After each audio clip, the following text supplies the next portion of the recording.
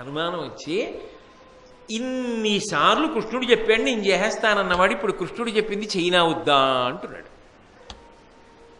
అందులో సగం ఒప్పుకుంటున్నాడు సైన్యం పోతుందని, మిగిలిన సగం అననా వద్దా అంటే అనృత దోషం వస్తుందేమో, అబద్ధం చెప్పిన దోషం వస్తుందేమో లోపల శంక పొందాడు.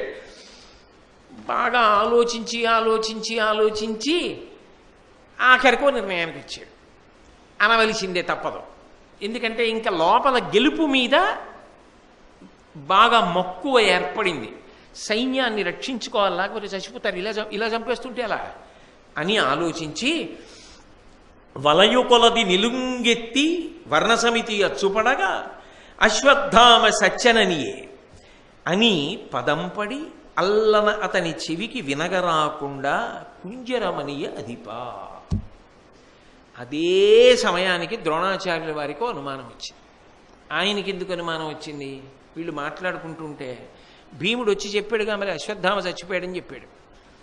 ఏమిటి కృష్ణుడు, ధర్మరాజు, భీముడు, నకులుడు, సహదేవుడు వీళ్ళందరూ మాట్లాడుకుంటున్నారు? అనుమానం వచ్చింది. అదే సమయానికి ఆయనకి మిగిలిన వాళ్ళకి కనపడకుండా కశ్యపాది సప్తర్షులను ఎదురుగుండా పెట్టుకుని ఋషులందరూ వచ్చారు.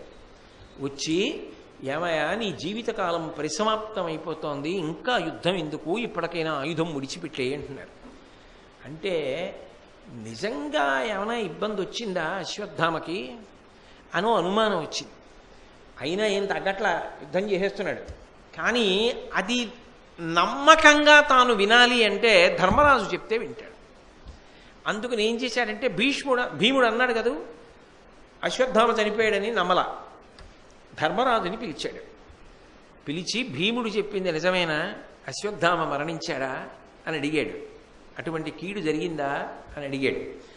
అడిగితే ధర్మరాజు గారు ఏం చేశాడంటే అనృత దోషం గురించి మనసులో బెంగ ఉంది కదా, మరి కృష్ణుడు చెప్పమన్నది చెప్పడానికి, అందుకని వలయుకొలది నిలుంగెత్తి వర్ణసమితి అచ్చుబడగా అస్పష్టత లేకుండా బాగా గట్టిగా కంఠమెత్తి, మరి యుద్ధంలో సగం వినపడలేదంటే మళ్ళీ ప్రమాదం కదా, 5 నిమిషాల్లో చాలా మందిని పడగొట్టేస్తాడు. ధర్మరాజు గారి ఆ ద్రోణాచార్యుల వారికి బాగా వినపడేటట్టుగా ధర్మరాజు గారు ఏం చేశాడంటే అశ్వత్థామ సత్యననియో, అశ్వత్థామ చనిపోయాడు అన్నాడు. అని పదం పడి అల్లన అతని చెవికి వినగరాకుండా, తర్వాత కంఠం తగ్గించేసి అతని చెవికి వినపడకుండా కుంజరమనియ అధిపా ఏనుగు అన్నాడు. ఎందుకంటే మరి భీముడు మాధవరాజు గారి ఏనుగు అశ్వత్థామ అని పేరున్నదాన్ని చంపాడుగా, అందుకని అశ్వత్థామ చచ్చిపోయాడు, ఆ పేరున్న ఏనుగు అన్నాడు. ఈ రెండో మాట ధర్మరాజు ఆయనకి ద్రోణాచార్యుల వారికి వినపడదు, మొదటి మాట వినపడుతుంది. ఈ మొదటి మాట వినపడగానే ఆయన ఖిన్నుడైపోయి ఇంకా యుద్ధం దేని కొరకు చెయ్యాలి అని చాలా బాధ కలిగి ఆయుధాన్ని కింద వదిలేశాడు. వదిలేయగానే దృష్టజ్యుమ్నుడు సంహారం చేయించాడు. ద్రోణుడు పడిపోగానే అర్జునుడు చూశాడు, హాహాకారాలు చేశాడు. ఏది ఏమైపోని, యుద్ధమే పోని, ద్రోణుణ్ణి చంపడానికి మాత్రం వీల్లేదు, గురువుని చంపడానికి వీల్లేదు అన్నది అర్జునుడి యొక్క సిద్ధాంతం. అందుకే నిష్కర్షగానే ధర్మరాజు గారిని నిలదీశాడు. ఈ అబద్ధమాడి నువ్వు ఈ గెలుపు సాధించకపోతే ఏమై ఉండేది? అడవుల పట్టిపోయేవాళ్ళం. నా దృష్టిలో అదే మంచిది. అబద్ధం ఆడడు అని పేరున్నటువంటి ధర్మరాజువి అబద్ధమాడి గురువు గారిని చంపావు. ఇటువంటి అపవిత్రపు కూడు తినే కన్నా, రాజ్యం ఏలుకునే కన్నా నిజమే చెప్పి మీ అబ్బాయికి ఏం అవ్వలేదని నువ్వు ఊరుకుని ఉండుంటే ఏం చేసేవాడు ద్రోణుడు? మనందరినీ చంపేసేవాడు. పోనీ లేకపోతే ఏమయ్యేది? ఓడిపోయి అడవులకు పోయేవాళ్ళం. పోనీ గురువు గారిని చంపించావే, నేను అంగీకరించలేనన్నాడు. అక్కడ వాదోపవాదాలు బయలుదేరాయి. అయితే ఇక్కడ పెద్ద ప్రశ్న ఏమిటంటే, భారతంలో ధర్మరాజు అనగానే పెద్ద ప్రశ్న ఏంటంటే, అసలు ధర్మరాజు గారు ఇలా చేయడం న్యాయమా? ధర్మరాజు గారు అలా చెయ్యొచ్చా అంటే మీరు ఒక్కటి ఆలోచించండి. ధర్మరాజు గారు ఇలా చేశాడు అని అన్నప్పుడు అసలు ధర్మరాజు గారు అలా చెయ్యాలి అనేటటువంటి ఆలోచన ఆయనకి రావడానికి కారణమైన వాడెవరు? కృష్ణ భగవానుడు. ఆయన కదూ చెప్పాడు, మధ్యాహ్నానికి నీ సైన్యం ఉండదయా, అందుకని నా మాట విను, అశ్వత్థామ చచ్చిపోయాడని చెప్పు అని చెప్పిన వాడెవరు? కృష్ణ పరమాత్మ చెప్పాడు. కృష్ణ పరమాత్మ చెప్పినప్పుడు ఏం చెయ్యాలి ధర్మరాజు గారు? అశ్వత్థామ చచ్చిపోయాడు అని చెప్పాడు అనుకోండి, భగవంతుడు ఏం చెప్పాడో అదే చేశాడు. కానీ ధర్మరాజు గారు ఏం చేశారు? అశ్వత్థామ చచ్చిపోయాడని చెప్పలేదు. అశ్వత్థామ హతః కురః, ఏనుగు చచ్చిపోయిందని గొణిగాడు. అంటే ఇప్పుడు ఆయన అబద్ధం చెప్పలేదు, వంచన చేశాడు. భగవంతుడు చెప్పినట్టు ప్రవర్తించలేదు. భగవంతుడు చెప్పిన దానికన్నా తన బుద్ధి గొప్పదనుకుని అనృతనోదోషం దాటడానికి ఏనుగన్నది గొణిగేడు కాబట్టి మోసం చేసిన దోషం వచ్చింది. అందుకు నరక దర్శనం చేయించారు చిట్ట చివర. కృష్ణుడు చెప్పిన తర్వాత నేనెందుకు ఆలోచించాలని ద్రోణుడు ఆలోచించకుండా అశ్వత్థామ చనిపోయాడని ఉండుంటే నరక దర్శనం ధర్మరాజు గారికి ఉండేది కాదు. రావడానికి కారణం ఏమిటంటే కృష్ణుడు చెప్పిన మాట ధర్మరాజు మొట్టమొదటిసారి తప్పాడు. ఆయన చెప్పిన మాట చెప్పలా. అయితే ఇక్కడ మళ్ళీ ఇంకొక మీమాంస వస్తుంది. కృష్ణుడు చెప్పచ్చా?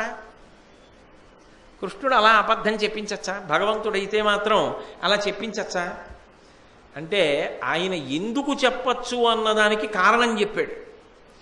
నిన్ను నమ్మి సైన్యం వచ్చింది. నిన్ను నమ్మి సైన్యం వచ్చిన తరువాత ఆ సైన్యాన్ని రక్షించుకోవడం నీ కర్తవ్యం. ఆ పెద్ద ధర్మం ముందు నువ్వు చెప్పిన ఒక అసత్యము వలన వాళ్ళు కాపాడబడుతున్నప్పుడు నీకు దోషం రాదని చెప్పాడు, అనృత దోషం లేదని చెప్పాడు. అంత వివరంగా చెప్పిన తర్వాత భగవానుడి ఆదేశాన్ని ధర్మరాజు ఎందుకు ధిక్కరించాలి? ధిక్కరించి అది మాత్రం తన బుద్ధికి తోచినట్టు చెప్పి భగవంతుడు చెప్పిన దానికన్నా నాకు వచ్చిన ఆలోచన గొప్పదని ఎప్పుడు అనుకున్నాడో అప్పుడే నరక దర్శనానికి పునాది వేసుకున్నాడు. అలా కాకుండా కృష్ణుడు చెప్పినట్టు చెప్పుంటే అది ధర్మం అయ్యుండేదా? ఖచ్చితంగా అయ్యుండేది. అంటే మీరు కృష్ణుడు చెప్పాడు కాబట్టి ధర్మం అనేస్తున్నారా? కృష్ణుడు భగవానుడు కదా, కృష్ణుడు చెప్పింది ధర్మం కాదు అంటే బాగుండదని అంటున్నారా? అంటారేమో. మహాభారతంలోనే శాంతి పర్వంలో భీష్మాచార్యుల వారు అంపశయ్య మీదుండి ధర్మరాజు గారితో యుద్ధ నియమాల గురించి మాట్లాడుతున్నప్పుడు ఒక విషయం చెప్పాడు. అందులో ఆయన ఒక మాట చెప్పాడు. తనకున్ తోడ్పడి అని నొచ్చినవానింగాంచి కడగి చేష్టింపకయున్న నరేంద్రు పొందు పాపంబునకు కొలది కలదే భరత పుంగవా తలపన్ అని చెప్పాడు. ఎప్పుడైనా కూడా ధర్మరాజా, నువ్వు యుద్ధానికి వెళ్ళినప్పుడు నిన్ను నమ్మి నువ్వు న్యాయమైనటువంటి విధానంలో ఉన్నావని, నీకు ధర్మం జరగాలని, నీకు న్యాయం జరగాలని, నీ కోసం ప్రాణాలు పణంగా పెట్టడానికి నీ వెంట వచ్చినటువంటి సైన్యాన్ని రక్షించుకోవడంలో ఏది ఏమైనా నువ్వు జాగ్రత్త పడకపోతే ఆనాడు నువ్వు సమర్థవంతమైన వాడివి కానే కాదు, నిజానికి నువ్వు పాపం మూట కట్టుకున్నవాడివి అవుతావు. ఇంద్రుడు కూడా నిన్ను క్షమించాడు. అటువంటి కొడుకు మాకు పుట్టకుండుగాక అని పితృదేవతలు కోరుతారు. కాబట్టి సైన్యం అంతా నశించిపోతున్నటువంటి సందర్భంలో అవసరమైతే ఆ సైన్యాన్ని కాపాడుకోవడానికి, నీకోసం వచ్చిన వాళ్ళని కాపాడుకోవడానికి, ప్రాణిహింసని ఆపడానికి, ప్రాణభిక్ష పెట్టడానికి నువ్వు అనృతం పలికినా అది అనృతము కిందకి రాదు. ఈ విషయం భీష్ముడు శాంతిపర్వంలో చెప్పాడు. ఇదే విషయాన్ని కర్ణపర్వంలో కృష్ణుడు వేరొక సందర్భంలో చెప్పాడు. ధర్మరాజుకి అర్జునుడికి సంక్లిష్టమైన సందర్భం ఏర్పడినప్పుడు వేరొక పరిస్థితిని చెప్తూ ఒక మాట చెప్పాడు. అర్జున, నీకొక మాట చెప్తున్నాను. పూర్వం కౌశికుడు అని ఒక బ్రాహ్మణుడు ఉండేవాడు అరణ్యంలో. ఆయన గొప్ప తపస్సు చేసుకుంటూ ఉండేవాడు, సత్యవ్రతం కలిగిన వాడు. ఆయన ఇప్పుడు అబద్ధం ఆడ్డం, నిజం మాత్రమే మాట్లాడతాను అని చెప్పి వ్రతం తీసుకున్నాడు. అటువంటి సత్యవ్రతుడు ఒకానొకప్పుడు తన ఆశ్రమంలో కూర్చుని ఉన్నాడు. అనేక మంది పౌరులు ఆ మార్గం గుండా వెళ్ళిపోతున్నప్పుడు దొంగలు వాళ్ళని చంపడం కోసం, వాళ్ళ దగ్గరున్న వస్తువులను తస్కరించడం కోసం వెంట తరిమేరు. ఆ వచ్చిన వాళ్ళందరూ ఇక్కడ ఏదో ఆశ్రమం ఉంది కదా అని గుబురుగా ఉన్న చెట్ల లోపల దాక్కున్నారు. ఆ దొంగలు వచ్చి ఇటుగా వెళ్ళిన బాటసారులు ఎటు వెళ్ళారని అడిగారు. అడిగితే ఈయన ఏం చేశాడంటే, ఆ ఆశ్రమంలో ఉన్న బ్రాహ్మణుడు, నేను వీళ్ళందరి పొదల్లో ఉన్నారు అని చెప్తే సత్యం చెప్పినట్టు, నేను అలా చెప్పకపోతే అసత్యం చెప్పినట్టు. కాబట్టి నేను సత్యమే చెప్తానని ఈ పొదలలో బాటసారులందరూ దాక్కున్నారని చెప్పాడు. దొంగలు ఏం చేశారంటే బాటసారుల మీద పడి వాళ్ళని చంపేసి వాళ్ళ వస్తువులన్నీ తస్కరించారు. ఈ బ్రాహ్మణుడు మరణించిన తరువాత యమదూతలు వచ్చి నరకానికి తీసుకెళ్ళారు. దేనికి తీసుకెళ్లారు అంటే తాను చెప్పినది సత్యమే అయినా దాని వలన గొప్ప ప్రాణిహింస జరిగినప్పుడు ఆ సత్యము సత్యము కాదు. అసత్యమే పలికిన ఆ అసత్యము ద్వారా చాలామంది ప్రాణములను కాపాడడం జరిగితే అది అనృతము కాకుండా సత్యమే అవుతుంది. కాబట్టి ఒకప్పుడు కృష్ణుడు చెప్పాడు కర్ణపర్వంలో, మళ్ళీ కృష్ణుడు చెప్పాడు ద్రోణపర్వంలో, శాంతి పర్వంలో భీష్ముడు చెప్పాడు. అంతే ధర్మ సూక్ష్మం అయినప్పుడు అది సాక్షాత్ భగవానుడే చెప్తున్నప్పుడు దాన్ని అతిక్రమించవలసిన అవసరం ధర్మరాజు గారికి ఎక్కడుంది? అంటే ధర్మరాజు గారు దోషం చేసింది ఎక్కడ చేశాడు అంటే నిజానికి భగవంతుని యొక్క మాట ధిక్కరించి ఏనుగన్న మాట కలిపాడు. అలా కలపకుండా అశ్వత్థామ మరణించాడని చెప్పి ఉంటే కొన్ని లక్షల సైన్యం యోధులు తెగటారిపోకుండా కాపాడడానికి ప్రయత్నించాడు. కాబట్టి అది అనృత దోషం అయి ఉండేది కాదు, నరక దర్శనం చేయించేవారు కాదు. అయితే మాత్రం ద్రోణుడు యుద్ధం కదా చేస్తున్నాడు, అప్పుడు అలా అబద్ధం చెప్పడం ఎంతవరకు సమంజసం అని అంటారేమో. ఇక్కడ ఒక విషయం చెప్పవలసి ఉంటుంది. అసలు ద్రోణుడు చేసిన యుద్ధమే దోషం. ఈ మాట భారతంలోనే ఉంది. ఎందుకుంది అంటే కశ్యపాది సప్తర్షులను వెంట పెట్టుకుని వచ్చినటువంటి మహానుభావులు అనేక మంది ఋషి ప్రవరులు ఉన్నారు. వాళ్ళందరూ బయలుదేరి వచ్చారు. వచ్చినప్పుడు వాళ్ళు ఒక మాట చెప్పారు, నువ్వు భరద్వాజుని యొక్క కుమారుడివి, వేదాంగములు చదువుకున్నవాడివి, నీకు అదృష్టవశాత్తు ధనుర్వేదం కూడా బాగా వచ్చింది, నేర్చుకున్నావు, దాన్ని శిష్యులకు నేర్పావు, గురుస్థానంలో నిలబడ్డావు. నువ్వు ఎక్కడికి పరిమితం కావాలి? నీ పుట్టుక చేత భరద్వాజుని కుమారుడివి, ఇన్ని వేదములు చదువుకున్నవాడివి, వేదాంగములు చదువుకున్నవాడివి, శిష్యులకు బోధ చేసిన వాడివి, గురుస్థానమును అలంకరించిన వాడివి, యుద్ధానికి ఎందుకు వెళ్ళాలి? అది మొదటి తప్పు. కంబళీలో అన్నం తింటూ మళ్ళీ అందులో ఏదో సన్నటివి పోగులన్నీ వచ్చాయి అని చెప్పి బాధపడితే ఉపయోగమే ఉంది? అసలు నువ్వు యుద్ధానికి వెళ్ళొచ్చా? వెళ్ళకూడదు కదా.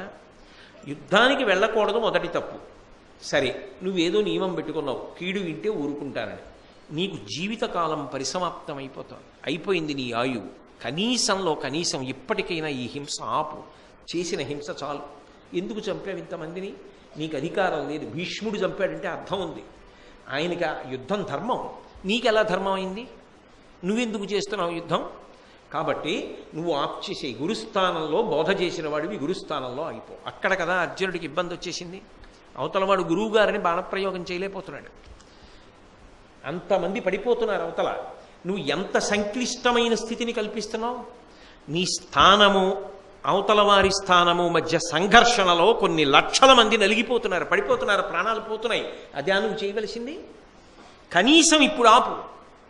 ఈ కీడు మాట విన్నాక ఆపు. అయిపోయింది నీ ఆయుర్దాయం, ఇంకా నువ్వు ఉండవు. ఎలాగో కొద్దిసేపట్లో ప్రాణం వదిలిపెడతావు. ఆపేసే యుద్ధం అన్నారు. ఆపాడా ద్రోణుడు? ద్రోణుడు ఆపలేదు. ఒక అధర్మమునందు ఉన్నవాణ్ణి ఎలాగైనా పడగొట్టడం అధర్మం ఎందుకు అవుతుంది? అప్పుడు ద్రోణుడు యుద్ధమే దోషం వచ్చింది. ఆ మాట మనవండం కాదు, ఋషులే చెప్పారు ద్రోణపర్వంలో. చెప్పినప్పుడు ద్రోణుడు యుద్ధం ఆపవలసింది, ఆపలేదు కాబట్టే కృష్ణ భగవానుడు నువ్వు ఈ మాట చెప్పి పడగొట్టన్నాడు. కానీ ఆ మాట పూర్తిగా ధర్మరాజు గారు చెప్పకపోవడం దోషమేమో, కానీ పడగొట్టడానికి చెప్పడం మాత్రం దోషం కాదు. ఇక కీడు మాట నాకు ఏదైనా చెప్తే నేను ఆయుధం వదిలిపెడతాను అని చెప్పి యుద్ధానికి బయలుదేరే ముందు నమస్కారం పెడితే చెప్పాడు ధర్మరాజు గారితోటి. నిజమైనటువంటి కీడు మాట చెప్తే అన్నమాట ద్రోణుడు అనలేదు. కీడు మాట చెప్తే చాలన్నాడు. అది నిజమా అబద్ధమా నిర్ణయించుకోవడం ఎవరికి అవసరం? విన్నవాడికి అవసరం. ఇది నిజమయ్యే అవకాశం ఉందా అన్నది ఎవరు ఆలోచించుకోవాలి? ద్రోణుడు ఆలోచించుకోవాలి. అశ్వత్థామ మరణించాడని ధర్మరాజు గారు చెప్పాడు. అశ్వత్థామ మరణించాడని ధర్మరాజు చెప్తే ద్రోణుడు నమ్మచ్చా? నమ్మకూడదు. ఎందుకు నమ్మకూడదు? ధర్మరాజు చెప్పాడు కాబట్టి నమ్మాడండి అంటారేమో. కుదరదు. ఎందుకు కుదరదు అంటే ద్రుపద మహారాజు గారు ద్రోణాచార్యుణ్ణి సంహరించగలిగినటువంటి కుమారుడు పుట్టాలి తనకి అని చెప్పి యజ్ఞం చేసి దృష్టజ్యుమ్నుడిని కన్నాడు. ఆ బాధ మనసులో ఉన్న ద్రోణుడు దృష్టజ్యుమ్నుడిని సంహరించగలిగిన కొడుకు నాకు పుట్టాలి అని అశ్వత్థామని కన్నాడు. దృష్టజ్యుమ్నుడు తన ఎదురుగుండా ఉన్నాడుగా, దృష్టజ్యుమ్నుడు మరణించలేదుగా. మరి దృష్టజ్యుమ్నుడు మరణించలేదంటే తన్ని చంపే కొడుకు ఉన్నాడు. దృష్టజ్యుమ్నుణ్ణి చంపేశాడు అనుకోండి, అశ్వత్థామ చచ్చిపోయాడన్నా కూడా నమ్మచ్చు. అసలు ఇంకా దృష్టజ్యుమ్నుడు బతికుండగా అశ్వత్థామ ఎలా మరణిస్తాడు? తను కూడా తపస్సు చేసి కన్న పిల్లవాడు, వరం ఉంది. అందుకే పరశురాముడు తనకిచ్చిన విలువిద్యనంతటినీ కొడుక్కి నేర్పాడు దృష్టజ్యుమ్నుడిని చంపమనే. దృష్టజ్యుమ్నుడు కళ్ళ ముందు తిరుగుతూ ఉంటే దృష్టజ్యుమ్నుడు చావకుండా తన కొడుకు ఎలా చచ్చిపోతాడు? ఆ పాటి ఆలోచన ఆయనకు ఉండాలిగా. అంటే ద్రోణుడికో నియమం ఉంది. తన పక్షపాతం పాండవుల మీద ఉంది. యుద్ధం ఇటు చేస్తున్నాడు. అలా ఎందుకు చేశాడు అంటే భీష్ముడిని అనువర్తించాడు. ఇంకా ఎలాగో అలా శరీరం వదిలిపెట్టాలి. కానీ అది భీష్ముడికి ధర్మం అయింది. ద్రోణుడు ఎందుకు రావాలి అలా? తాను అలా వదిలిపెడదాం అనుకున్నాడు. కానీ యుద్ధానికి వచ్చాక పెద్ద సంక్లిష్ట స్థితి వచ్చింది. అర్జునుడు నేను చంపనన్నాడు ద్రోణుడిని. దృష్టజ్యుమ్నుడు చంపడానికి వరం ఉన్నా దృష్టజ్యుమ్నుడు చంపగలిగిన మొనగాడైతే అన్నాళ్ళు యుద్ధం జరుగుతుంటే ఏం చేశాడు? కిందకి ఆయుధం వదిలేశాక చంపాడు. అప్పటి వరకు చంపలేకపోయాడు. శిఖండి భీష్ముడినైనా అంతే, దృష్టజ్యుమ్నుడు ద్రోణుడినైనా అంతే. మరి ఆ వరం ఉందని ద్రోణుడికి తెలుసు. ఎందుకని అంటే నారాయణాస్త్ర ప్రయోగంలో ఈ మాట ఉంది భారతంలో. అందులో తను ఆ దృష్టజ్యుమ్నుందునుముటకై కోరి కనియ ద్రోణుడు పరమాస్త్ర నిరూఢి పరశురాముడు అతనికిచ్చిన అంత వట్టు తనకతడిచ్చన్. దృష్టజ్యుమ్నుణ్ణి చంపే కొడుకే తనకి కావాలని కోరి కోరి తపస్సు చేసి అశ్వత్థామని కన్నాడు. అశ్వత్థామ చచ్చిపోవడం అంటూ జరిగితే ఎప్పుడు చచ్చిపోవాలి? దృష్టజ్యుమ్నుడిని చంపి చచ్చిపోవాలి. ఎందుకంటే అడిగాడు కాబట్టి ఆ దృష్టజ్యుమ్నుడిని చంపడం అయిపోయింది కాబట్టి అశ్వత్థామ చచ్చిపోయిన ఆశ్చర్యం లేదు. కళ్ళ ముందు దృష్టజ్యుమ్నుడు కనబడుతుంటే అశ్వత్థామ చచ్చిపోయాడంటే ఎలా నమ్ముతాడు? అంటే ఇంత స్పష్టమైన విషయం, తన కొడుకు విషయం దృష్టజ్యుమ్నుడు ఉన్నాడో లేడో తెలియదండి అంటే తన్ని చంపేవాడు దృష్టజ్యుమ్నుడోడే. ఆయన ఎదురుగుండానే ఉన్నాడు. ఎదురుగుండా దృష్టజ్యుమ్నుడు పెట్టుకుని అశ్వత్థామ చచ్చిపోయాడంటే ద్రోణాచార్యులు వారు నమ్మారంటే తప్పెవరిది? ద్రోణుడిదా ధర్మరాజుదా? ద్రోణుడిదే. మరి ఎందుకు నమ్మాడంటే ఆయన నిజమని కాదు, కీడు మాట వింటే చాలు. అలా ఎందుకు పెట్టుకున్నాడు? భీష్ముడిలాగే ఎన్నాళ్ళు చేస్తాను యుద్ధం, ఎప్పుడో అప్పుడు వదలాలి శరీరం, అవతార ప్రయోజనం అయిపోవాలి, వెళ్ళిపోవాలి వచ్చినటువంటి వాడు. ధర్మపక్షం గెలవాలి. చెప్పాడుగా కృష్ణుడు ఎక్కడున్నాడో అక్కడ విజయం సంభవిస్తుంది, ఇంకా నేను మళ్ళీ కొత్తగా చెప్పాలా అన్నాడు. మరి అరివీర భయంకరుడు యుద్ధం చేసి అందరినీ చంపేస్తే కృష్ణుడు ఏదో రకంగా మట్టు పెట్టవలసిన పరిస్థితి వస్తుందా రాదా? అధర్మం నెగ్గితే ఇంకా భగవంతుడు ఎందుకు? అందుకని వదలాలి కాబట్టి ముందే ఓ నియమం చెప్పేశాడు. కీడు మాట చెప్తే వదిలేస్తానన్నాడు. నిజమైన కీడు మాట అని ద్రోణుడు అనలేదు. అందుకే ఏదో రకంగా నేను కింద పెట్టేస్తే వాడి కర్మ వాడిది, దుర్యోధనుడిది. ఏదో మిష యుద్ధభూమిలో నేను ఉరిగిపోయాను, భీష్ముడితో ఉన్నాను, భీష్ముడి వెంట వెళ్ళిపోయాను అనిపించుకోవడానికి ముందే నియమం పెట్టుకున్నవాడు కాబట్టి కీడు మాట విన్న తర్వాత భీముడు చెప్పాడా, ధర్మరాజు చెప్పాడా, మళ్ళీ ధర్మరాజుని పిలవడం, ఆయన అడగడం, ఇవన్నీ ఏమిటి? కాబట్టి ధర్మరాజు గారి చెప్పడంలో తప్పే ఉంది. ఎదురుగుండా నా కొడుకు చంపవలసిన వాడు ఉండగా వాడు ఎలా చచ్చిపోతాడా? నోరు మొయ్యి అనవలసిన వాడు అనలేదు అంటే ఆయన మరణించడానికి సిద్ధపడి ఉన్నాడు తప్ప దానికి ధర్మరాజు గారిని ఎత్తి పాపం ఎత్తవలసిన అవసరం ఏం లేదు. పైగా ధర్మం రీత్యా చూసినా కూడా తన బలగములను కాపాడుకోవడానికి ఆ మాట ఆయన అని ఉండవచ్చు. ఎందుకంటే ధర్మం అంగీకరిస్తోంది. అనృతమును మాట్లాడైనా సరే ప్రాణుల యొక్క ప్రాణములను కాపాడవలసిన అవసరం ఉంది. కాబట్టి అది తప్పు అని చెప్పడం సాధ్యమయ్యేటటువంటి విషయం కాదు. కాబట్టి ఇన్ని కారణముల రీత్యా పడిపోవలసిందే ద్రోణాచార్యుడు. పైగా కృష్ణ పరమాత్మ అంతటి వాడు స్పష్టమైన తీర్పు ఈ విషయంలో ముందుగానే చెప్పి ఉన్నాడు. ఎన్నో పర్యాయములు ఆయన సత్యమునకు ధర్మమునకు మధ్యలో ఉండేటటువంటి ప్రాణిహింసకు ముడివేసి ధర్మ సూక్ష్మ నిర్ణయం చేస్తూ మాట్లాడాడు. నేను మీకు యక్ష ప్రశ్నల దగ్గర నుంచి ఇది ధర్మము ధర్మ సూక్ష్మముగా ఎలా మారిపోతూ ఉంటుందన్న విషయం చెప్పా. రామాయణంలో సీతమ్మ అబద్ధం చెప్పింది అనుకోవడానికి ఉన్నటువంటి సందర్భం దగ్గర నుంచి, హనుమ ప్రాణములను కాపాడడానికి ఆవిడ చెప్పిన విషయం దగ్గర నుంచి ఉటంకించాను. కృష్ణుడంతటి వాడు చెప్పిన మాట, ప్రాణహాని వచ్చు పట్టున సర్వధనాపహార వేళలందు నడపు సత్యమనృతమండ్రు అసత్యము సునృతమని పరిగ్రహించు రాజ్యజనులు. పైకి కనపడే ధర్మం ఒకటి, ధర్మ సూక్ష్మం ఒకటి అవుతుంది. కాబట్టి ప్రాణహాని వచ్చు పట్టున, తనకొక్కడికే కాదు ఎంత మందో తెగటారిపోతున్నారు, చెయ్యకూడని యుద్ధం చేసేస్తుంటే ద్రోణుడు. సర్వధనాపహార వేళలందు సర్వధనములు పోతున్నాయి. అవతల పాండవులు ఏమీ చేయలేకపోతున్నారు, మానహాని, సైన్యం పోతోంది, ప్రాణహాని, యుద్ధంలో గెలుపు పోతుంది, విజయహాని, రాజ్యహాని, ఇంత హానికి కారణమైనటువంటి యుద్ధం ద్రోణుడి యొక్క యుద్ధం అయిపోయింది. ఎందుకంటే శిష్యధర్మంగా అర్జునుడు ఆపలేకపోతున్నాడు. కాబట్టి నడపు సత్యము అనృతమండ్రు, ఇవన్నీ పోయినా పర్వాలేదని చెప్పిన నిజం ఏముంటుందో అది చెప్పినా పైకి సత్యంలా కనిపించినా సత్యం కాదు, అసత్యం అవుతుంది. ఇందాక నేను చెప్పినట్టు వచ్చిన బాటసారుల విషయంలో నేను నిజం చెప్పాననుకుంటే నరకానికి తీసుకెళ్లారు, ప్రాణులు చచ్చిపోయే నిజాలు అలా చెప్పమన్నది. కాబట్టి అసత్యము సునృతమని పరిగ్రహించు ఆర్యజనులు, అది పైకి అసత్యంలా కనపడిన సత్యముగానే ఆర్యజనులు స్థిరీకరిస్తారని కృష్ణ భగవానుడే భారతంలో ఉటంకించాడు. కాబట్టి ధర్మరాజు గారు ద్రోణుడి విషయంలో అబద్ధమాడి చంపడానికి కారణమయ్యాడు అన్నది కాదు. ఎందుకని అంటే ద్రోణాచార్యుల వారు మరణించారన్న వార్త వినగానే అశ్వత్థామ క్రుద్ధుడై అబద్ధం చెప్పి చంపుతారా మా నాన్నగారిని అని నారాయణాస్త్రాన్ని ప్రయోగించాడు. ఆ నారాయణాస్త్రం మంటలు కొక్కుతూ వచ్చింది, యుద్ధం జరుగుతోంది. అర్జునుడు అన్నాడు, మరి గురువుగారిని మనం అబద్ధమాడి చంపాం కదా, అబద్ధమాడి చంపేసినప్పుడు ఆయన కొడుక్కింత కోపం వచ్చి అస్త్రప్రయోగం చేయడంలో తప్పే ఉంది, అందుకు ప్రయోగించాడు అన్నాడు. అప్పుడు నోరు విప్పాడు ధర్మరాజు గారు. నోరు విప్పి ధర్మాన్ని నిర్ణయం చేస్తూ మాట్లాడాడు. ఏ కారణముల చేత ద్రోణుడు వధకు అర్హుడు, గురువే కావచ్చు, అయినా ద్రోణుడు వధార్హుడే. ఏ కారణముల చేత ఆయన్ని చంపవచ్చు, చచ్చిపోవడానికే ఎందుకు చెప్పాను, అందులో అబద్ధమేం లేదు, ద్రోణుడు చనిపోవడం కోసమే చెప్పా. కానీ ద్రోణుడు చనిపోవడానికి ఏ కారణముల చేత అర్హుడయ్యాడు అన్న విషయాన్ని ధర్మరాజు గారు అశ్వత్థామ నారాయణాస్త్ర ప్రయోగం చేశాక చెప్పాడు ద్రోణపర్వంలోని.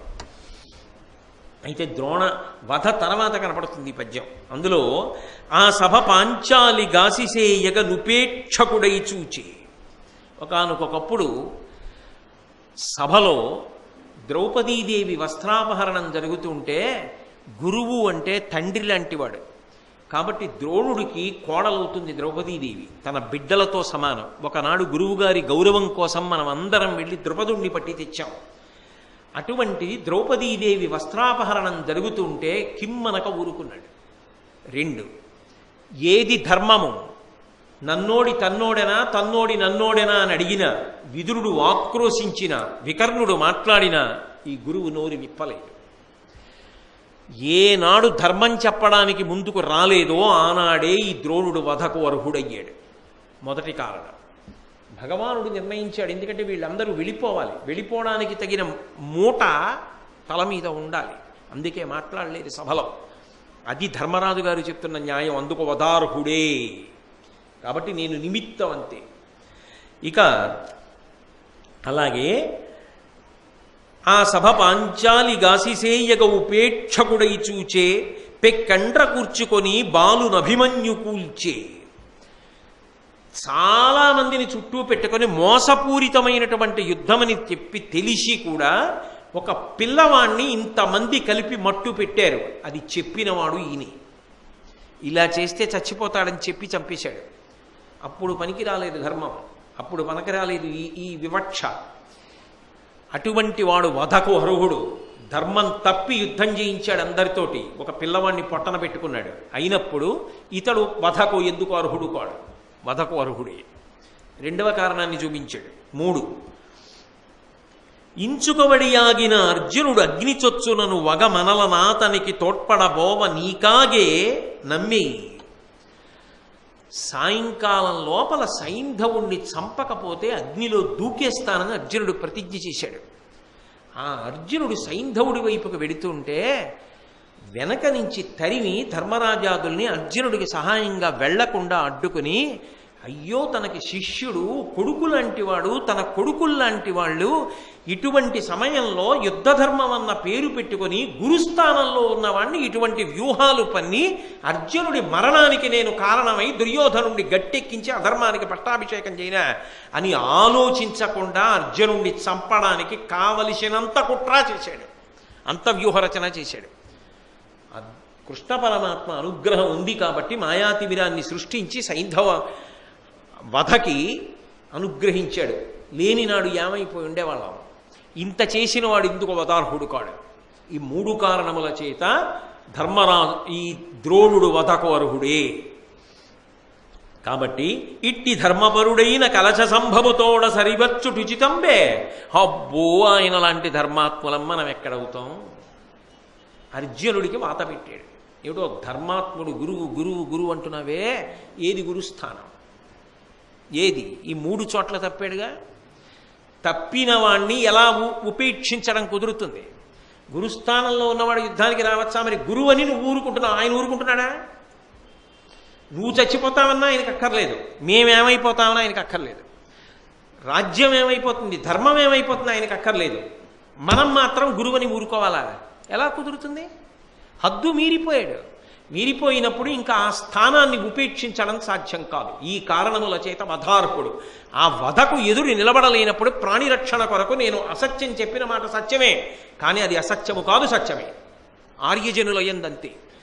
చేసిన దోషం ఏమైనా ఉంటే అప్పటికి ఒప్పుకోలేదు, కానీ కృష్ణుడు చెప్పింది యథాతథంగా చెప్పకపోవడం, అందుకు నరక దర్శనం ఇవ్వవలసి వచ్చిందంతే. భగవానుడి మాట ఉల్లంఘించాడు కాబట్టి ఇట్టి ధర్మపరుడైన కలశ సంభవతోడ సరివచ్చుటుచితంబే.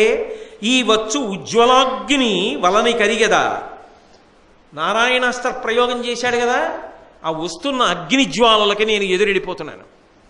నా యందు దోషం ఉన్నట్టయితే కృష్ణుడు నన్ను రక్షించడు. అర్జున, నువ్వు జోక్యం చేసుకోక్కర్లేదు, మీ సైన్యాలన్నీ పట్టుకుని మీరు నారాయణాస్త్రానికి దొరకకుండా పారిపోండి అని మీరు మీ వాహినులను బారి పొండెక్కడేని అప్పార్థు కోర్కి అంత సఫలత పొందాడు.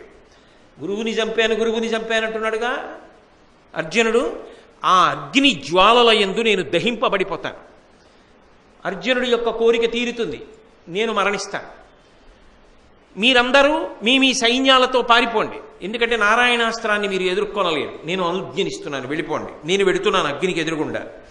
అచ్యుతుండు ఎట్లు తనకు రుచించతానట్లు చేయ. ఇక కృష్ణుడి విషయం అంటారా? ఇప్పుడు ఏది చెయ్యాలని కృష్ణుడు అనుకుంటున్నాడో అది కృష్ణుడు చెయ్యవచ్చు. అంటే ఏమిటి దాని అర్థం? నేను నిజంగా చేసింది తప్పైతే అగ్ని జ్వాలలకు ఎదురెడతాను, నారాయణాస్త్రం అని. నారాయణాస్త్రం అంటే విష్ణు తేజం. నేను చేసింది తప్పైనప్పుడు స్థితికర్త విష్ణువు కాబట్టి నన్ను దహించిన ఆయన జోక్యము చేసుకొనకుండుగాక. నేను చేసినది ధర్మమైతే, నేను చేసింది అన్యాయం కాకపోతే, వదార్హుడైన వాణ్ణి ఈ రీతిలో పలికైనా చంపడం తప్పు కాకపోతే నేను అగ్నిజ్వాలలకు వశము కాకుండుగాక. అర్జునుడి జోక్యం నాకు అక్కర్లేదు. అచ్యుతుడు ఈ విషయంలో ఏం చెయ్యాలనుకుంటే అది చెయ్యొచ్చు, నా కోసం ఏమి ప్రత్యేకం అక్కర్లా. ఏది ధర్మమైతే అది నడుచుగాక. అది ధర్మరాజు ఉద్దేశ్యం. అగ్నిజ్వాలలకు ఎదురెళ్ళాడు. వెంటనే కృష్ణ పరమాత్మ రథం దూకన్నాడు. అది నారాయణాస్త్రపుట అగ్నిజ్వాల. ఎవ్వరూ యుద్ధం చేయక్కర్లేదు, కిందకి దిగిపోండి. ఒక్క భీముడు తెంపరితనంతో కాదు నేను అస్త్రప్రయోగం చేస్తానంటే అశ్వత్థామ చేసిన మంత్రోచ్చాటనకి ద్విగుణీకృతమైనటువంటి అగ్నిజ్వాల భీముడి మీదకి వచ్చింది. ఇప్పుడు కృష్ణార్జునుడు రథం దూకి వెళ్ళి భీముడి కిందకి లాగేశారు, చేతిలోంచి ఆయుధాలు లాగేసి. ఎవరిని చంపాలి? నారాయణాస్త్రం. ఎవరినీ చంపకూడదు, ఎందుకంటే ఎవరు ఎదురు తిరగలేదు. ఉపశమించి వెనక్కి వెళ్ళిపోయింది. అశ్వత్థామ ఆశ్చర్యపోయాడు. ఇలా పాండవ సైన్యాన్నంతటినీ కాపాడుతున్నవాడు కృష్ణుడే. ఆయన అనుగ్రహం లేకపోతే నారాయణాస్త్రాన్ని తట్టుకోవడమే అన్నాడు. అంటే ధర్మరాజు బలి కాకుండా, ధర్మరాజు సైన్యములు బలి కాకుండా కృష్ణుడు కాపాడాడంటే ధర్మరాజు తప్పు లేదు. ఇంకింతకన్నా ప్రమాణం ఏం కావాలి? ఉత్తర క్షణంలో ఆయన చెప్పిన పద్యానికి కృష్ణుడు జోక్యం చేసుకుని కాపాడాడంటే ఇంకా మనం కొత్తగా చెప్పడానికి ఏం లేదు. ద్రోణ వధ విషయంలో ధర్మరాజు గారి దోషము లేదు. దోషం ఏదైనా ఉంది అని అనుకుంటే ఒక్కటే. ఇంకొక తీర్పు ఎక్కడంటే మహాప్రస్థానిక పర్వంలో అందరూ వెళ్ళిపోతున్నప్పుడు ఏ ఒక్క దోషం ఉన్నా పడిపోయారు. ద్రౌపది పడిపోయింది, నకులుడు పడిపోయాడు, సహదేవుడు పడిపోయాడు, భీముడు పడిపోయాడు, అర్జునుడు పడిపోయాడు. ధర్మరాజు పడకుండా వెళ్ళాడు. గురుహత్యా దోషం కానీ ధర్మరాజు ఎందుంటే ముందు ధర్మరాజు పడిపోవాలి. మరి పడలేదుగా. కానీ నరక దర్శనమైంది. కారణం ఏమంటే పరమాత్మయే చెప్పినా ఆయన చెప్పిన మాట యథాతథంగా చెప్పకుండా తన పాండిత్యం కొంత కలిపి ఏనుగు ఊసు తీసుకొచ్చి అనవసరంగా గొణగడం.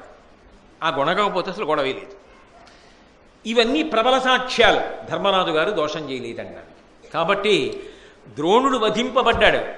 కానీ దానికి ధర్మరాజు గారు మాత్రం ధార్మికంగా కారణమేమో కానీ అధార్మికంగా ద్రోణవధకు ధర్మరాజు గారు దోషం చేశారనడానికి భారతంలో జాగ్రత్తగా పరిశీలనం చేసినప్పుడు ఆయన మీద పాపము నెట్టడానికి అవకాశములు లేవన్న విషయం 1కి 2 మాటలు అందులోనే నిరూపణమైపోయినది. ధర్మ సంస్థాపనార్థం నరనారాయణులు ఎవరూ కూడా శ్రీకృష్ణార్జునులుగా భూమి మీద అవతరించారు.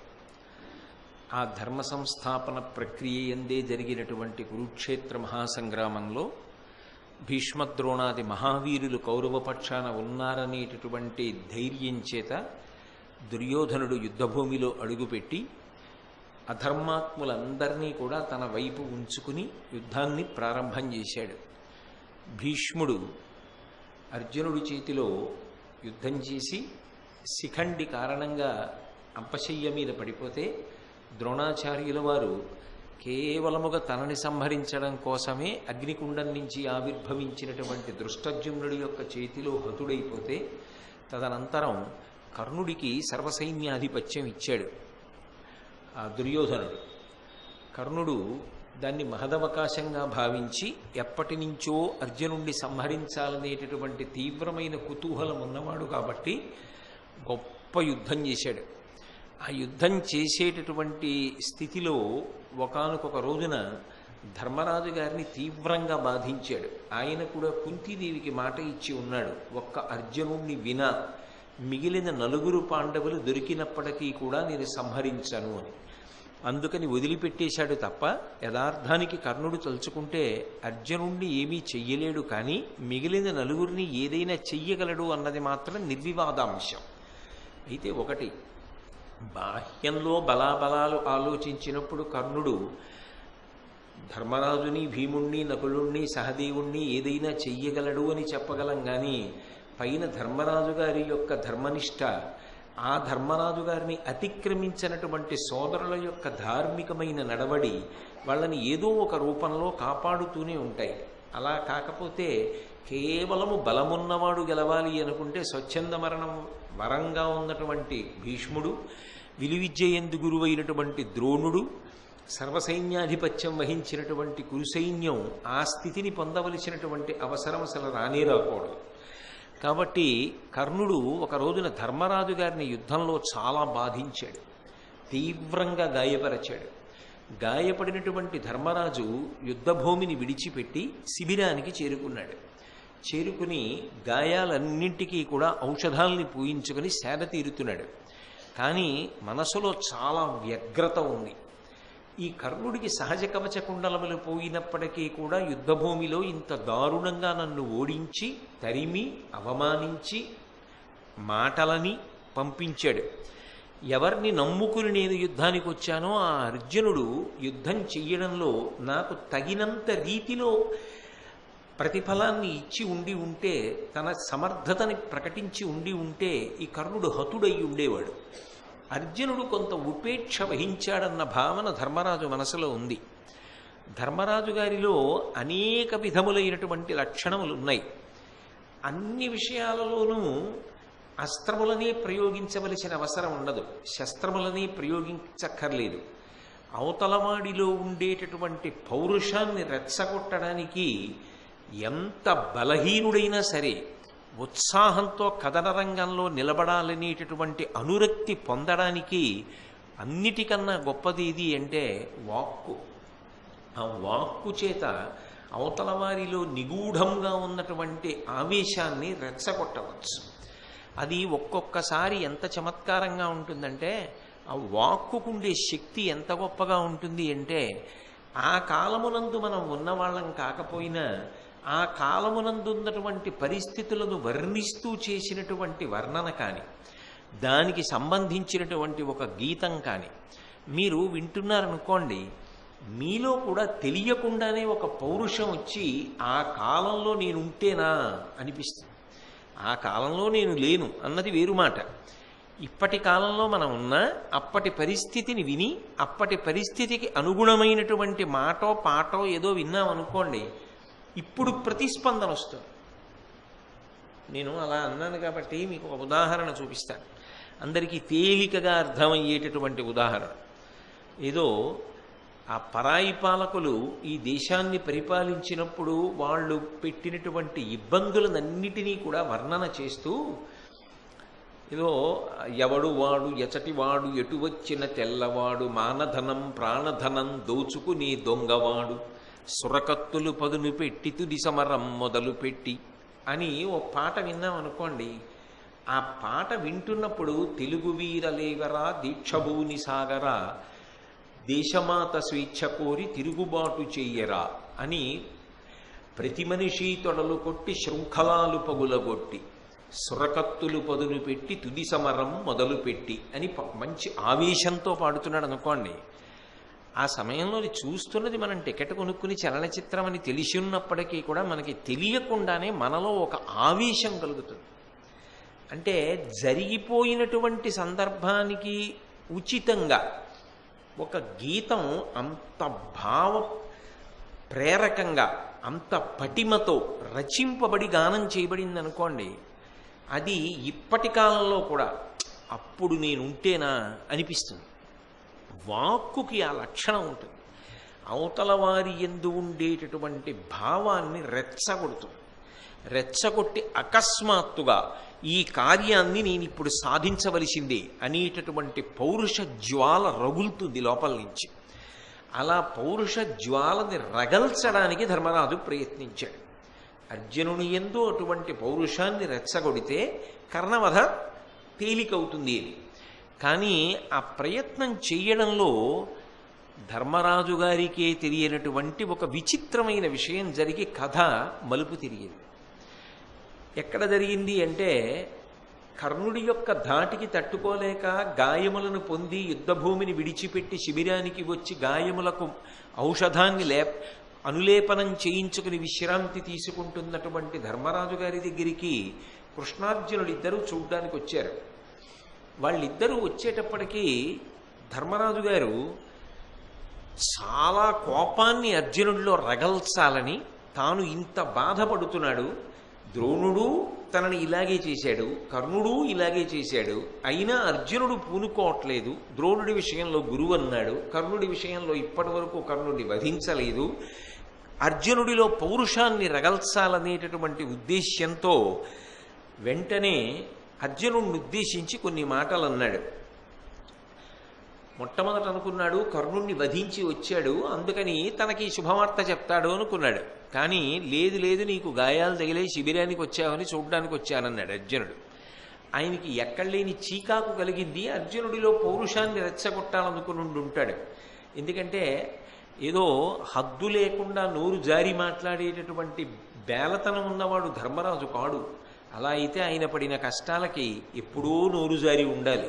అందుకని ఆయన అన్నాడు, నువ్వు ఈ యుద్ధానికి మనందరం బయలుదేరదామని సంకల్పం చేసినప్పుడు ద్వైతవనంలోని నీకున్నటువంటి అసమర్థతని నాకు చెప్పి ఉంటే నేను కర్ణుడితో యుద్ధం చెయ్యలేనన్నయ్యా అని చెప్పుంటే నేను కురుక్షేత్ర సంగ్రామ భూమికి వచ్చి ఉండేవాణ్ణి కాదు. నువ్వు నీ యొక్క అసమర్థతని నాకు చెప్పలేదు. ఇప్పటికి నాకు అర్థమైంది. ఏమని అర్థమైంది అంటే, నువ్వు కర్ణుడిని సంహరించలేవు. కర్ణుడితో యుద్ధం చెయ్యడానికి నీకున్నటువంటి సమర్థత చాలదు. కాబట్టి ఇప్పటికైనా మనం అరణ్యానికి వెళ్ళిపోయి తపస్సు చేసుకుందాం, గౌరవం దక్కుతుంది. ప్రగల్భాలు పలకవద్దు. ఇప్పటికైనా అరణ్యానికి కాకపోతే మనకి ఇంకొక ప్రత్యామ్నాయం ఉంది. దుర్యోధనుడి కొలువులో చేరి దుర్యోధనుణ్ణి సేవిద్దాం, దుర్యోధనుడిని పొగుడుతూ కాలక్షేపం చేద్దాం. ఆయన దగ్గర వినయంతో బ్రతుకుతాం. అలివిమాలిన మాటలు మనకెందుకు? ఈ మాటలన్నీ నువ్వు ద్వైతవనంలో పలకబట్టి కదా యుద్ధానికి వచ్చి ఇటువంటి పరాభవాన్ని నేను పొందడం జరిగింది. కాబట్టి నువ్వు ఎటూ యుద్ధం కర్ణుడితో చెయ్యలేవన్న విషయం అవగతమవుతోంది. కాబట్టి నీ చేతిలో ఉన్న గాంధీవాన్ని శ్రీకృష్ణుడికి ఇచ్చి, ఆ శ్రీకృష్ణుడు ఆ గాంధీవాన్ని తీసుకుని యుద్ధం చేస్తాడు. అసలు కుంతీ గర్భంలో నువ్వు మగపిండంగా కాకుండా స్త్రీపిండంగా పుట్టుంటే ఏ గొడవ లేకపోను. నిన్ను నమ్మక్కర్లేదు, నువ్వు యుద్ధానికి రావక్కర్లేదు, స్త్రీలు యుద్ధానికి రావలసిన అవసరం ఉండదు. కాబట్టి నేను నిన్ను నమ్మి యుద్ధానికి వచ్చి ఉండేవాడిని కాదు. కానీ నువ్వు కుంతీ గర్భంలో మగపిండంగా తయారవడమే పెద్ద ప్రమాదమైంది.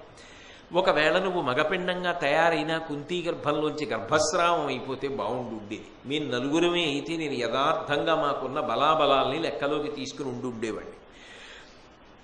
పోని నువ్వు పుట్టినా ఆ ఘటోత్కచుడో అభిమన్యుడో బ్రతికుంటే ఇవాళ ఇటువంటి స్థితి కలిగేది కాదు. ఆ అభిమన్యుడు ఘటోత్కచుడు మరణించడం మనకింత ప్రమాదాన్ని తీసుకొచ్చింది. ఈ మాటలు సహజంగా అర్జునుని యందు పౌరుషాన్ని రెచ్చగొట్టాలి.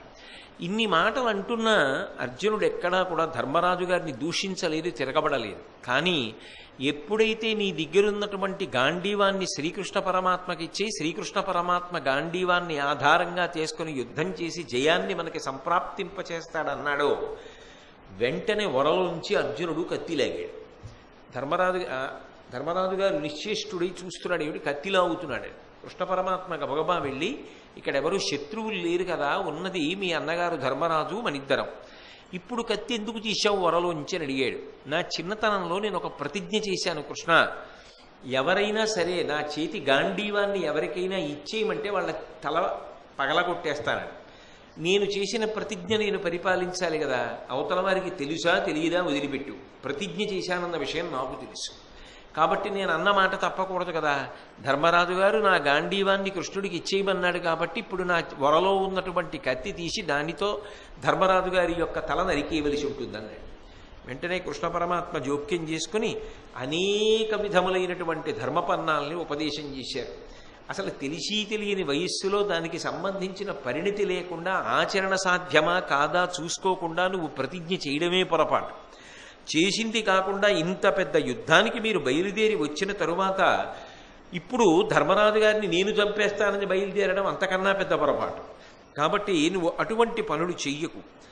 నువ్వు చెయ్యవలసిందల్లా ఒక్కటే, నువ్వు ధర్మరాజుని చంపకపోతే నీ ప్రతిజ్ఞ భంగమైపోతుంది అని అనుకుంటే నేను నీకు దానికి ఒక ప్రత్యామ్నాయాన్ని చెప్తాను.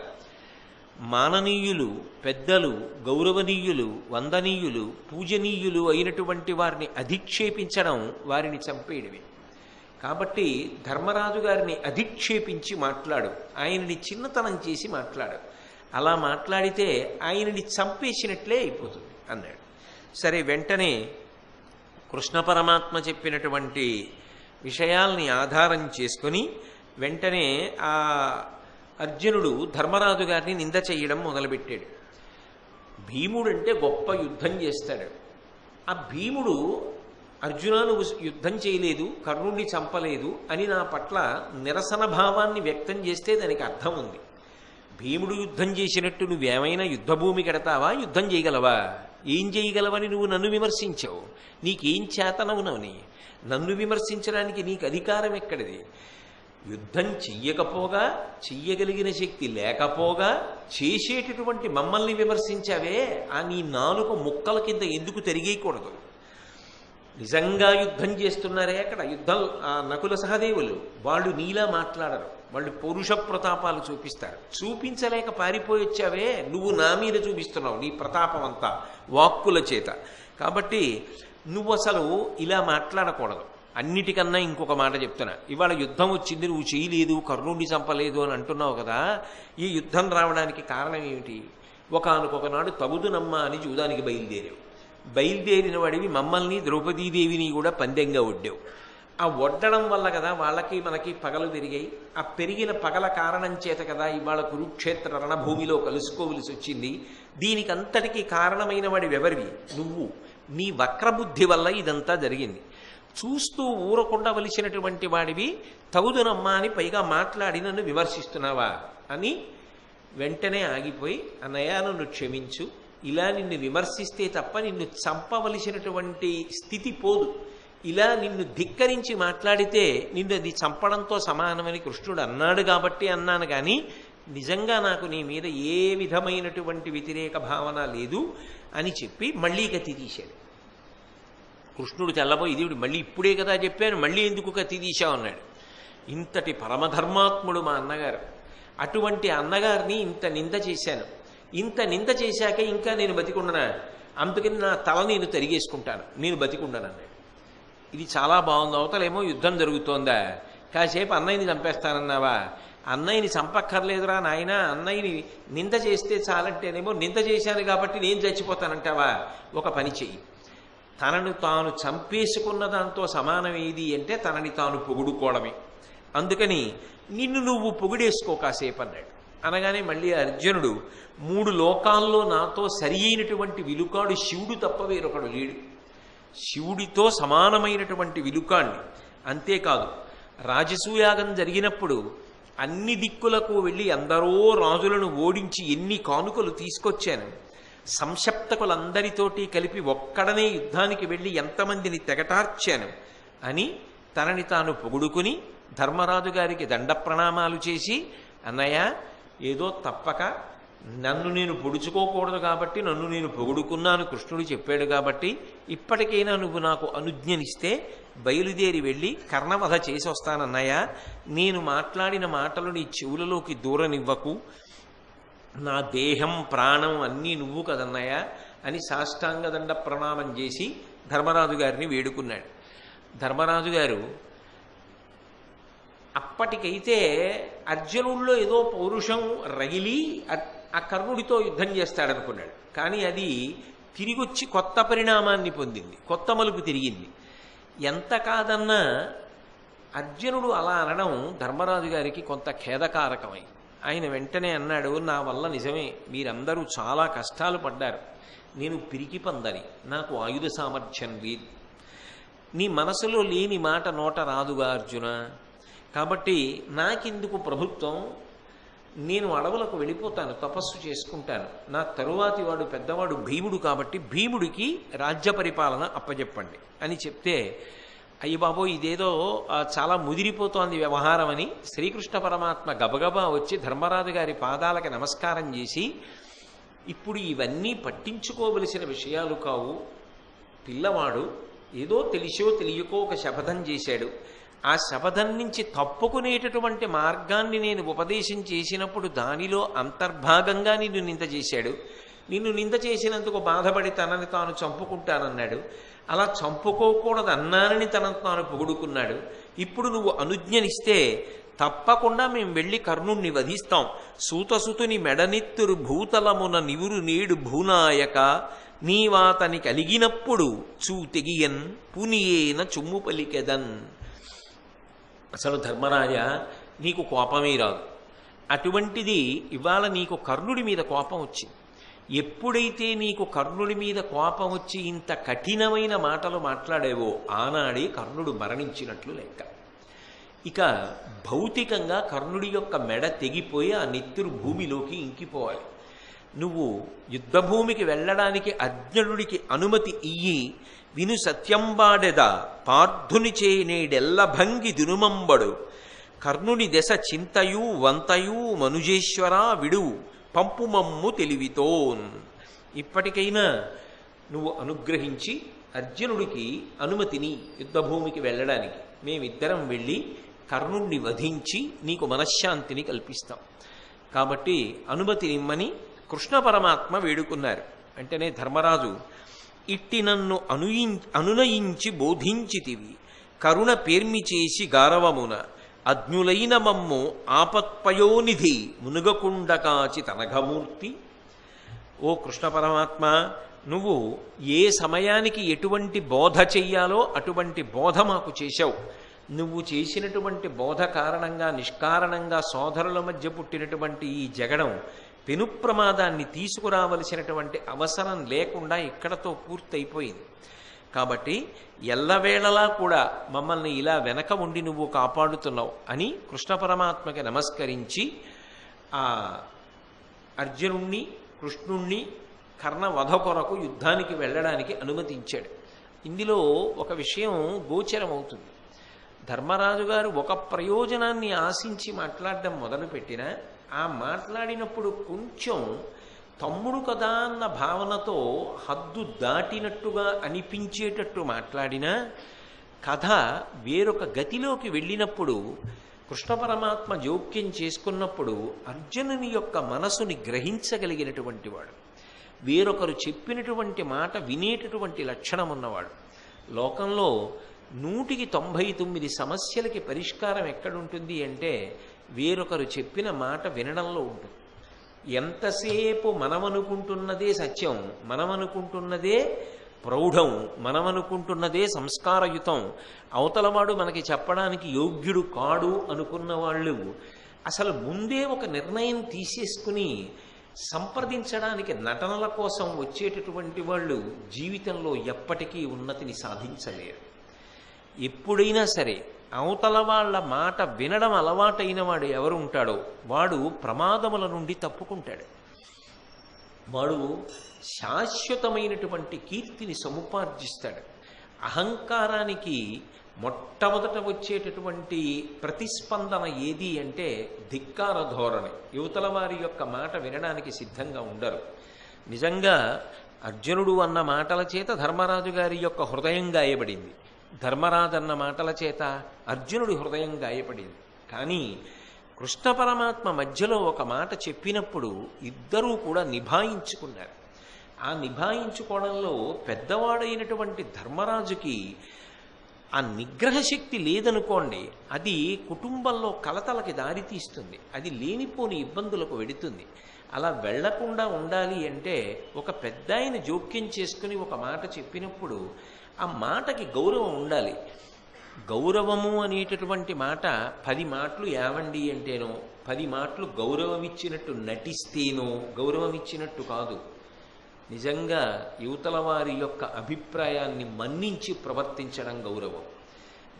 గౌరవిస్తున్నట్టుగా మాట్లాడుతూ చేష్టితముల యందు మాత్రం చెప్పిన మాట వినకపోవడం గౌరవించకపోవడం కాదు, వంచన, మోసం చేయడం. అది ధూర్తతనం. ఆ ధూర్తతనం జీవితంలో అవతల వ్యక్తిని ఇక ఎదగనివ్వదు, అది శాపమై కొడుతుంది. అందుకే అటువంటి వంచన స్వభావంతో ఉండడానికి ధర్మరాజు ఇష్టపడడం, అర్జునుడు ఇష్టపడడం.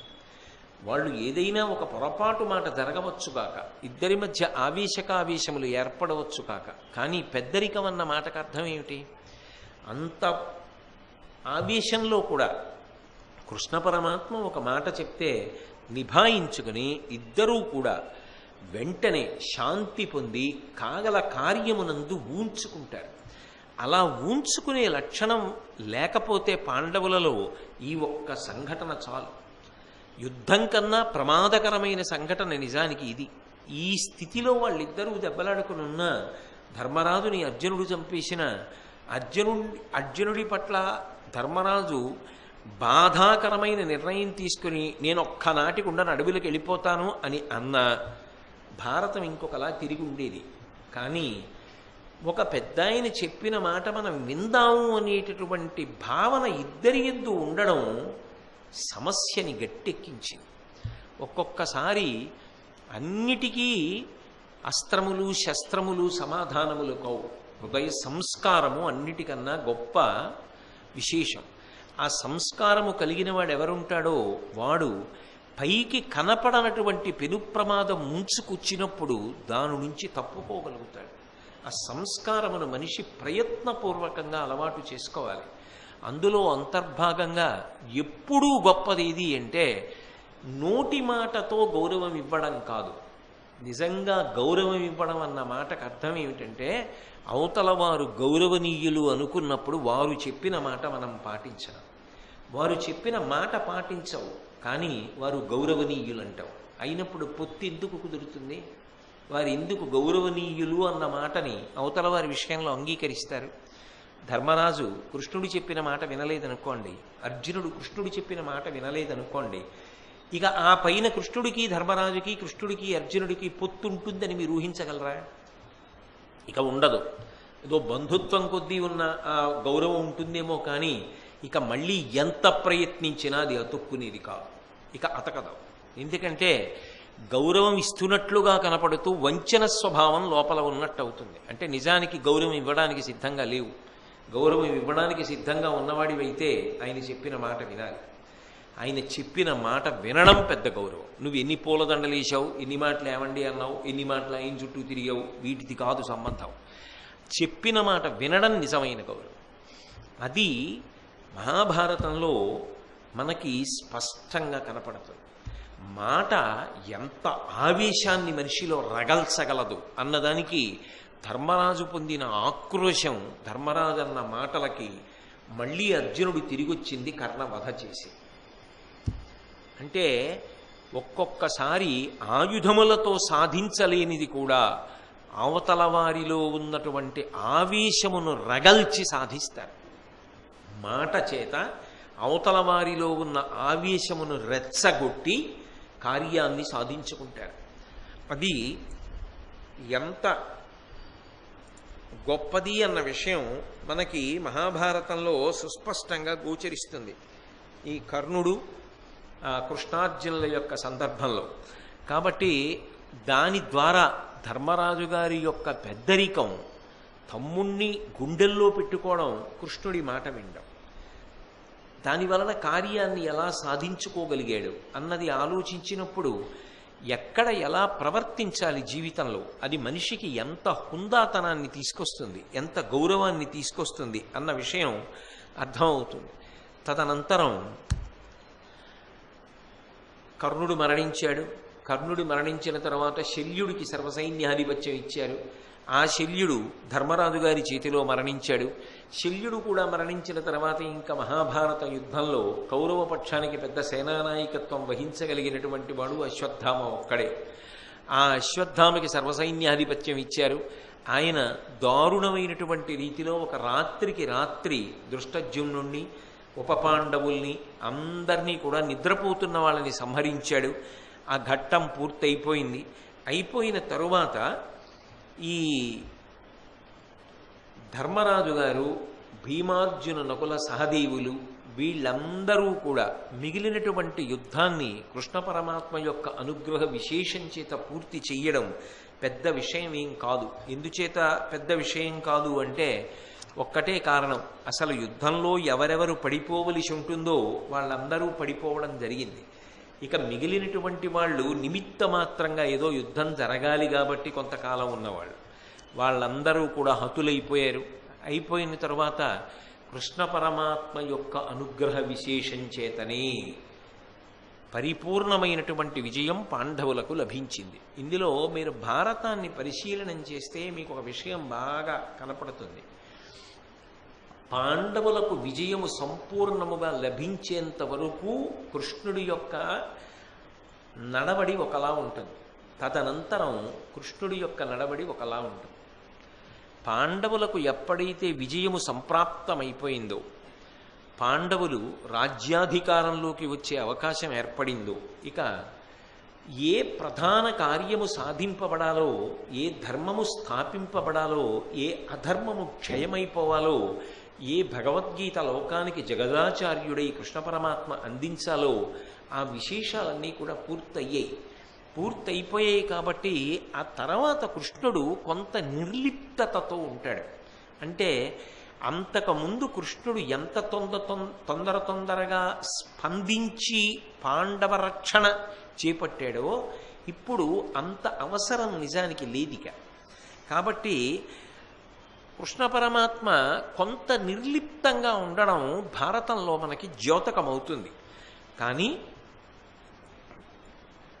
ఆ యుద్ధం పూర్తయిపోయిన తరువాత కూడా ధర్మరాజు గారి పట్టాభిషేకం పూర్తయిపోయే వరకు యథార్థానికి యుద్ధంలో శత్రువులు ఎదురుగుండా కనపడుతున్నప్పుడు వచ్చినటువంటి పెను ప్రమాదం కన్నా పెద్ద పెద్ద ప్రమాదాలు కళ్ళ ముందు కనపడనివి, అస్త్రశస్త్ర రూపములలో వచ్చి మీద పడనివి కొన్ని సంఘటనలు జరిగాయి. ఆ సంఘటనలలో కృష్ణ పరమాత్మ నిలబడి కాపాడి ఉండకపోతే యుద్ధంలో గెలిచిన పాండవులు నిజానికి రాజ్యం చెయ్యడం అనేటటువంటిది మాత్రం సాధ్యం కాదు. ఆయన ధర్మరాజు గారి యోగ్యతని, ధర్మరాజు గొప్పతనాన్ని, ఒకటికి 10 మార్లు ప్రకాశింపచేశాడు భారతంలో. అటువంటి సందర్భాల్ని పరిశీలనం చేస్తే నిజంగా యుద్ధంలో భీష్ముడి యుద్ధం కన్నా ద్రోణుడి యుద్ధం కన్నా ఈ సంఘటనలే ప్రమాదకరములు అనిపిస్తుంది. ఎందుకని అంటే తన వారన్న వారందరూ హతులైపోయారు. ఒకడు కాదు, ఇద్దరు కాదు, కడుపున పుట్టినటువంటి కొడుకులందరూ నిహతులైపోయారు. శకుని మరణించాడు, అల్లుడు సైంధవుడు మరణించాడు. ఇంతమంది మరణించారన్న వార్త వినడం ఒకెత్తు, ఇంతమంది మరణించారు అన్న తరువాత ఆ మరణించిన యుద్ధ భూమిలోకి వచ్చినటువంటి గాంధారి అక్కడ ఉన్నటువంటి పరిస్థితులు, తెగటారిపోయిన కోట్ల శరీరాలు, గుర్రాలు, ఏనుగులు, నెత్తురు ఇవన్నీ చూశాక కంటితో చూసిన తరువాత ఆమెలో కలిగేటటువంటి ఆవేశం ఒకెత్తు. నేను ఇవాల్టి ప్రవచనాన్ని పూర్తి చేస్తూ మళ్ళీ రేపు సాయంకాలం 7 గంటలకి కలుసుకున్నప్పుడు ప్రవచనాన్ని కొనసాగిద్దాం. మంగళాశాసనపరై మదాచార్య పురోగమై సర్వైశ్చ పూర్వైరాచార్యై సత్కృతాయాస్తు మంగళం. మంగళం కోసలేంద్రాయ మహనీయ గుణాత్మనే చక్రవర్తి తనూజాయ సర్వభౌమాయ మంగళం. ఉమాకాంతాయ కాంతాయ కామితార్థప్రదాయినే శ్రీగిరీశాయ దేవాయ మలినాథాయ మంగళం. సర్వం శ్రీ ఉమామహేశ్వర పరబ్రహ్మార్పణమస్తు. స్వస్తి.